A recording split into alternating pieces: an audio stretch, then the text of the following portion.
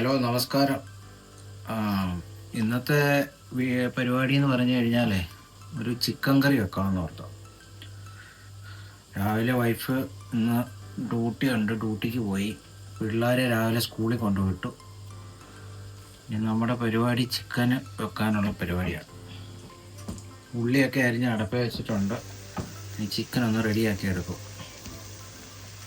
Wife duty കഴിഞ്ഞ് വന്ന് പെണ്ണുങ്ങൾ മാത്രമേ കുക്ക് ചെയ്യത്തുള്ളൂ എന്ന് പറഞ്ഞു കഴിഞ്ഞാൽ വയറ്റിലോട്ടൊന്നും പോകത്തില്ല. അന്നേരം നമ്മളോടൊക്കെ ചെയ്തെങ്കിലേ പറ്റത്തുള്ളൂ. അങ്ങനെയൊക്കെ തന്നെയാണ് പുറനാട്ടിലെ ജീവിതമൊക്കെ. അങ്ങനെയൊക്കെ തന്നെയാണ്. നാട്ടിലൊക്കെ ആണെങ്കിൽ പറയാം ആണുങ്ങൾ കിച്ചണിൽ കയറുന്നു, അതൊക്കെ വലിയ നാണം കേടൊക്കെയുള്ള കാര്യമുണ്ട്. ഇവിടെ അതൊന്നുമില്ല. ഇവിടെ ആണുങ്ങളും ഒക്കെ പാചകമൊക്കെ ചെയ്യാത്തവരും കാണും. എൻ്റെ കാര്യം ഞാൻ പറഞ്ഞു. നമ്മൾ കുക്ക് ചെയ്യുന്നതിന് മടിയൊന്നുമില്ല. ഞാൻ നേരത്തെ കുക്ക് നല്ലപോലെ ചെയ്യുമായിരുന്നു. യൂട്യൂബ് ചാനലിലൊക്കെ ഇഷ്ടംപോലെ വീഡിയോ ഇട്ടിട്ടുണ്ട്. ടിപ്സ് ബൈ ജോ, നിങ്ങൾ സെർച്ച് ചെയ്ത് നോക്കിയാൽ മതി. അതിനകത്തൊക്കെ കുക്കിംഗ് വീഡിയോസൊക്കെ ഉണ്ട്. അങ്ങനെയൊക്കെയാണ് പുറനാട്ടിലെയൊക്കെ ജീവിതം. അന്നേരം ഒരാൾ ഡ്യൂട്ടിക്ക് പോകുമ്പോൾ ഒരാൾ വീട്ടിലെ കാര്യം നോക്കും, പിള്ളേരെ നോക്കും. ഇങ്ങനെയൊക്കെയാണ് പോകുന്നത്. ഇനി എനിക്ക് ഡ്യൂട്ടി ഉള്ളപ്പോൾ വൈഫ് കുക്ക് ചെയ്യും, അവൾ എന്തെങ്കിലും ഉണ്ടാക്കും.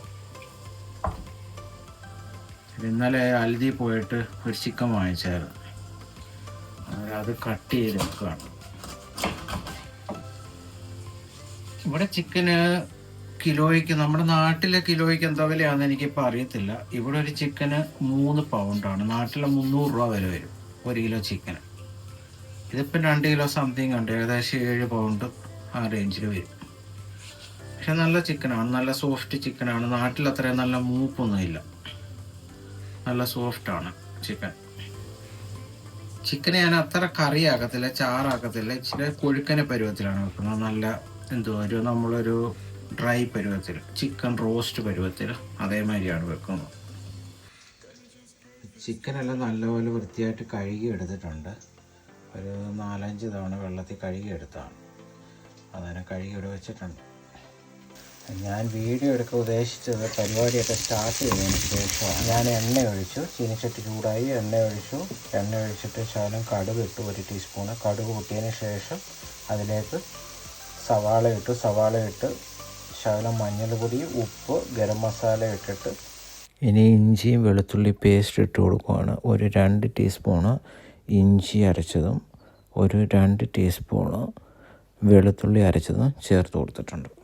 ഇനി എരിവെള്ളം മുളക് പൊടി 1 ടേബിൾ സ്പൂൺ ഇട്ട് കൊടുക്കുന്നുണ്ട്.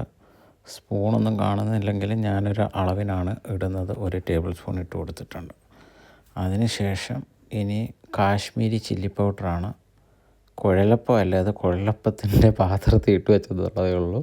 കാശ്മീരി ചില്ലി പൗഡറാണ് കേട്ടോ. അതും 1 ടേബിൾ സ്പൂണിന് ഇട്ട് കൊടുക്കുന്നുണ്ട്.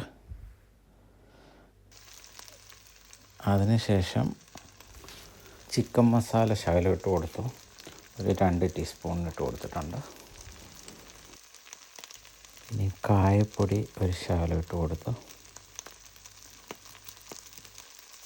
ഇനി ഈ മസാലയെല്ലാം കൂടെ നമുക്ക് ഇതിന് ശേഷം ഒന്ന് മിക്സ് ചെയ്ത് നല്ലതുപോലെ ചൂടാക്കി മൂപ്പിച്ചെടുക്കാം. നല്ലതുപോലെ മൂത്ത് വന്നിട്ടുണ്ട്. ഇനി നമ്മൾ കഴുകി വെച്ചിരിക്കുന്ന ചിക്കൻ ഇതിലേക്ക് ചേർക്കുകയാണ്. ഞാൻ 1 തുള്ളി വെള്ളം പോലും ചേർക്കുന്നില്ല ഈ ചിക്കനിൽ.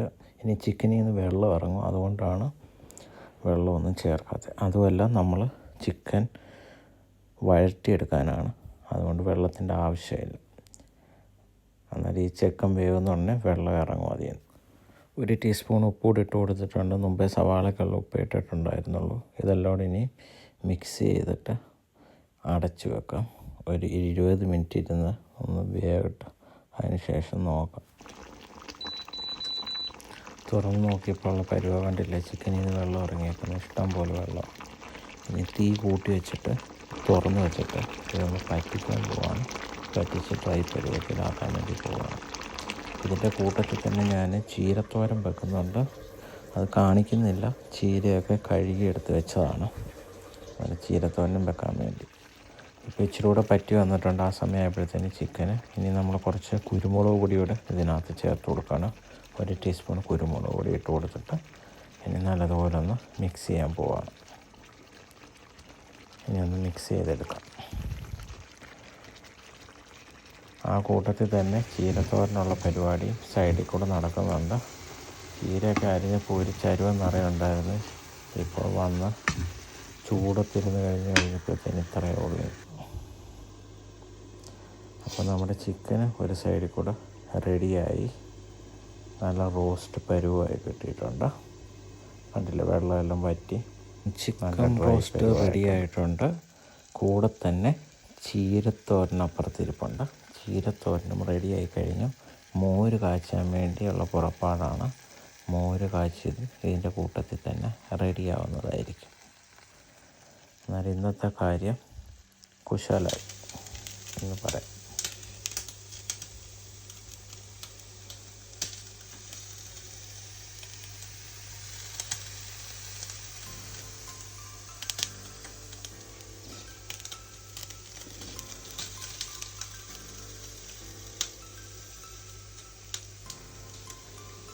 അപ്പോൾ ഇന്നത്തെ നമ്മുടെ കുക്കിംഗ് ഒക്കെ കഴിഞ്ഞു. നിങ്ങളെല്ലാം കണ്ടു കാണും. ഇന്ന് എന്തൊക്കെ അയച്ചത് കണ്ടില്ലേ? നല്ല ചിക്കൻ റോസ്റ്റ് പരുവത്തിലാക്കി എടുത്തിട്ടുണ്ട്. ചീരത്തോരനിട്ടുണ്ട്.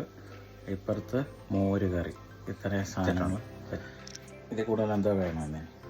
അങ്ങനെ വീഡിയോ ഇഷ്ടമായെങ്കിൽ എല്ലാവരും ഫേസ്ബുക്കിലാണ് കാണുന്നതെങ്കിൽ ഒന്ന് പേജ് ഫോളോ ചെയ്തേക്കുക. യൂട്യൂബിലാണെങ്കിൽ ഒന്ന് സബ്സ്ക്രൈബ് ചെയ്തേക്കുക. അതിന് വീഡിയോ എല്ലാത്തിലും ഒന്ന് ലൈക്കും ചെയ്തേക്കുക. അപ്പോൾ പുതുപുത്തൻ വീഡിയോയും വരുന്നതാണ്. അതുവരേക്കും സ്റ്റേ സേഫ്. ബൈ.